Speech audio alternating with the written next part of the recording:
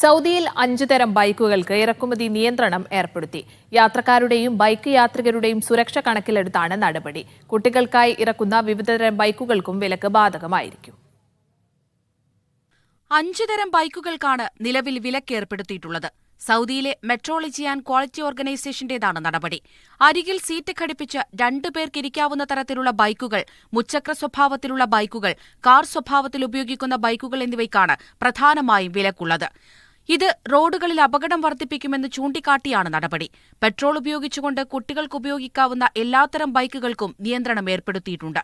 ഇരിപ്പിടത്തിൽ നിന്ന് 50 സെന്റിമീറ്റർ ഉയരത്തിൽ ഉപയോഗിക്കുന്ന കുട്ടികളുടെ ബൈക്കുകൾക്കും വിലക്കേർപ്പെടുത്തി.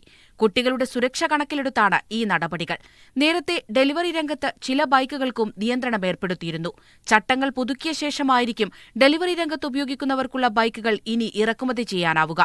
ഡെലിവറി രംഗത്ത് കൂടുതൽ ആപ്ലിക്കേഷനുകൾ സൗദിയിലേക്ക് എത്തിയതോടെ ബൈക്കുകൾക്കും ഡിമാൻഡ് വർദ്ധിച്ചിരുന്നു. ഇത് റോഡുകളിൽ അപകടം വർദ്ധിപ്പിക്കുന്ന സാഹചര്യത്തിലാണ് നിയന്ത്രണങ്ങൾ കൊണ്ടുവരുന്നത്. ഇതിനിടയിലാണ് 5 പുതിയ ബൈക്കുകൾക്ക് പൂർണ്ണമായുള്ള വിലക്ക്. Media 1 Jeddah.